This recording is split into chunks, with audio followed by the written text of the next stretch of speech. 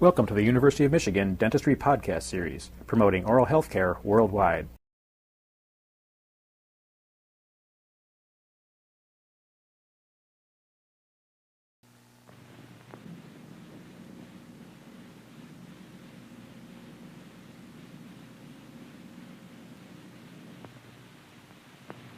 This patient has Suprabony pockets of the periodontal type.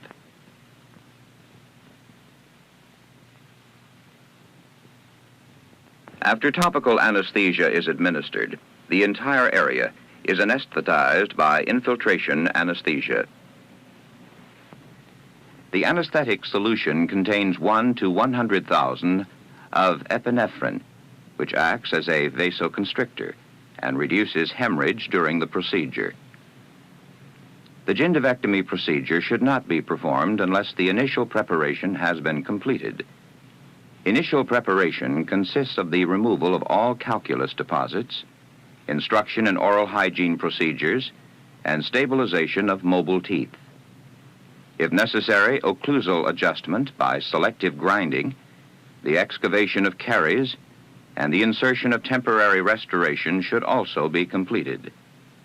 Initial preparation will also provide an opportunity to study the oral hygiene habits of the patient. The radiographs of this area demonstrate that there has been bone loss in the incisor, premolar, and molar region. These films, along with the clinical examination, indicate that this is an example of periodontitis. The pattern of bone loss in this area tends to be horizontal. The pockets that we're dealing with are Suprabony pockets of the periodontal type.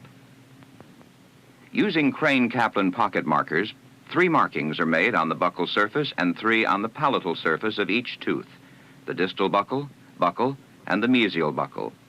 It's important that the beaks be kept parallel to the long axis of the tooth so that an incorrect marking is not made.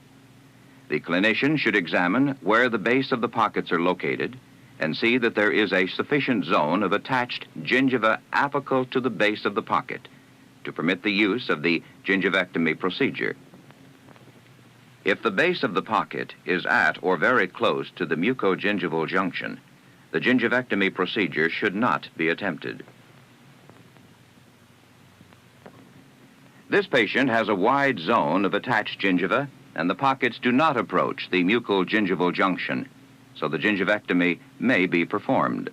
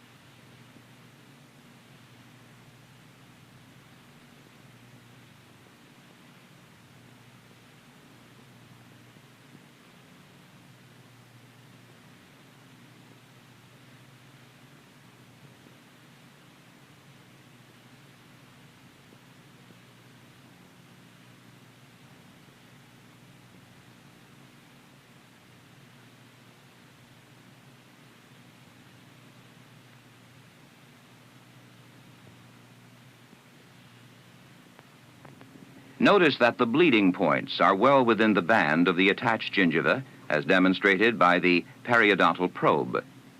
Initial preparation has reduced the inflammation considerably. The resection of these pockets will be accomplished from the first molar on the maxillary left to the canine in the maxillary right. Using the number 7 Goldman-Fox knife, a continuous straight line incision is made. First on the palatal aspect coming through the central incisor region to the distal of the canine. Rather than try and hemisection the papilla distal to the canine, the knife is carried to the middle of the palatal surface of the first premolar. This incision is taken through the tissue to the tooth and hugs the teeth as the knife is advanced anteriorly.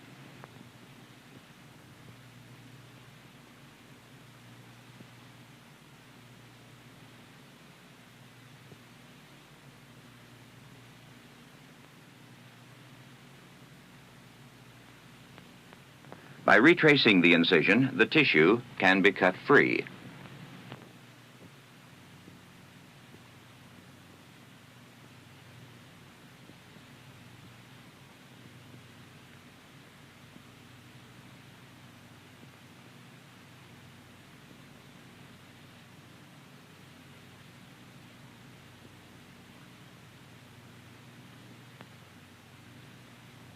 Using a number 11 interproximal knife, the interdental area is freed and the entire palatal strip removed in one section.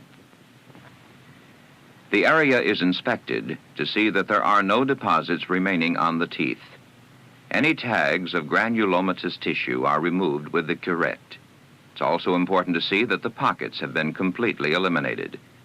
The clinician should check the contours of the tissue to see that a shelf does not remain which would permit food particles to be retained in the marginal area.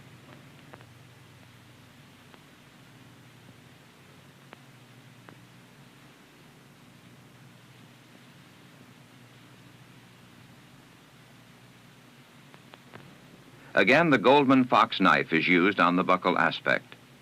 Notice the bevel hugging the teeth.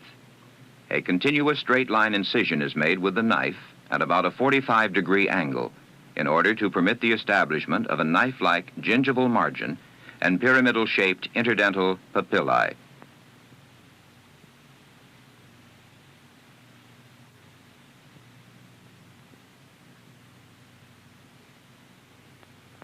The incision is being carried to the right canine area, ending at the buccal aspect of the first premolar. The incision will extend then from premolar to premolar.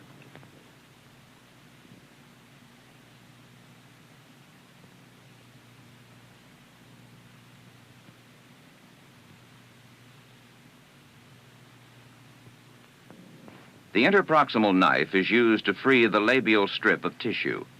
This tissue is removed in one piece.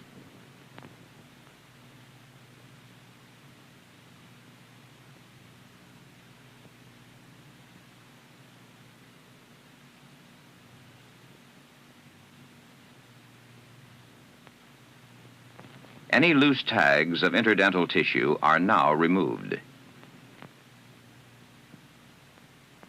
Using the greater curvature of the number 7 knife, any ledge or shelf can be planed away. This will permit the establishment of better physiologic contours.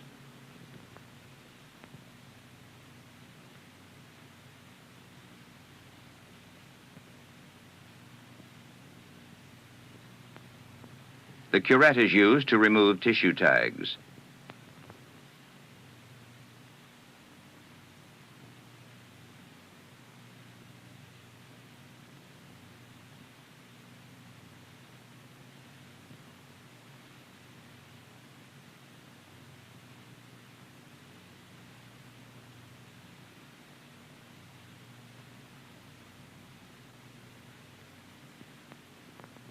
The maxillary labial frenum is severed initially with the use of soft tissue nippers.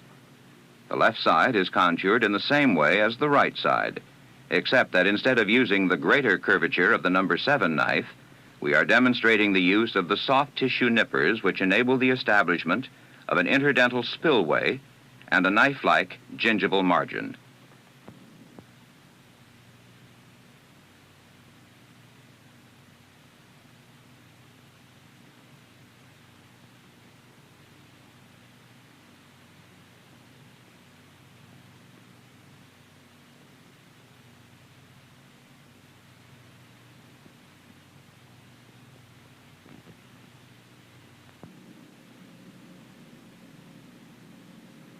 This is a soft tissue contouring procedure. There is no involvement with the underlying bone, since these were suprabony pockets in an environment where there was a sufficient zone of attached gingiva. The maxillary frenum is being raised using the soft tissue nippers. This can also be done with a scalpel. The area is being prepared for a surgical dressing.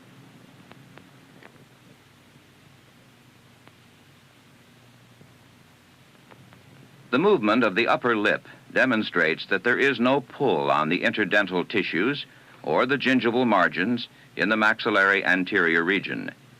The pockets have been eliminated, the contours checked. There has been no reason to expose the underlying alveolar process, since there was a sufficient zone of attached gingiva which permits the use of the gingivectomy procedure.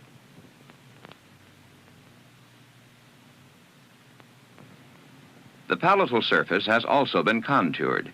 and is prepared for a surgical dressing.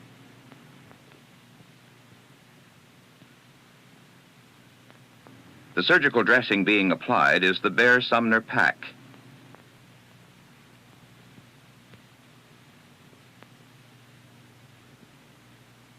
This is also applied to the labial surface.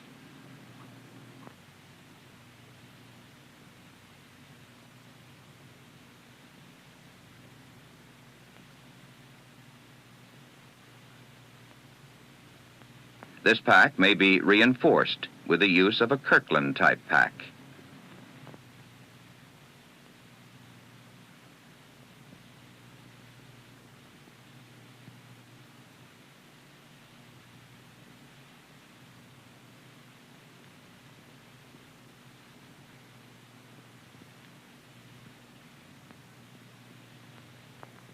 The pack is locked interdentally by college pliers to prevent its displacement.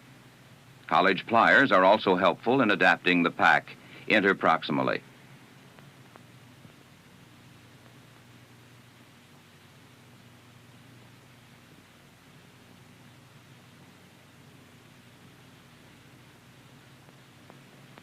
If there is a concern about the packing being displaced, it can be further secured with the use of adhesive dry foil. The patient is instructed to protect the pack as much as possible while the underlying tissue is healing. The dressing is usually replaced within a week.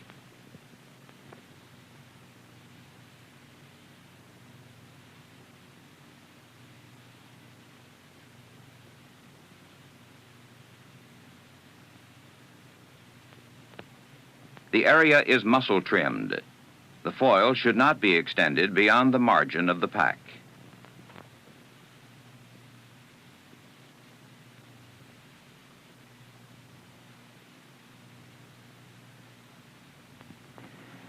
At a 5-month post-operative visit, the tissues are examined.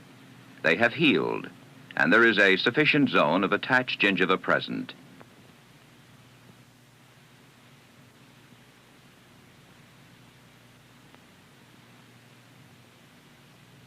Probing indicates that there is 1 1/2 millimeters of sulcular depth. The patient's oral hygiene procedures must be maintained at a high level to prevent recurrence of disease.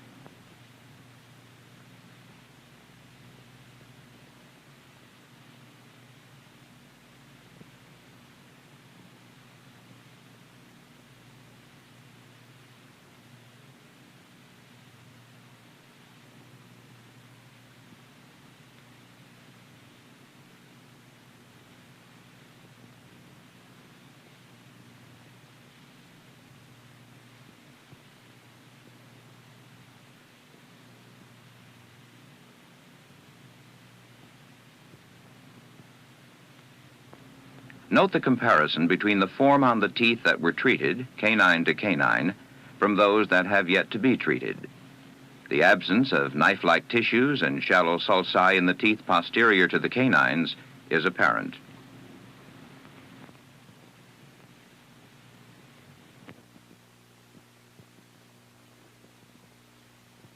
You've been listening to a presentation from the University of Michigan School of Dentistry, which is dedicated to supporting open learning and open educational resources. This recording is licensed under the Creative Commons. It may be reused and redistributed for nonprofit use. Please attribute materials to the University of Michigan School of Dentistry and redistribute under this same license. For more information on how this and other University of Michigan School of Dentistry recordings may be used, visit www.dent.umich.edu/license.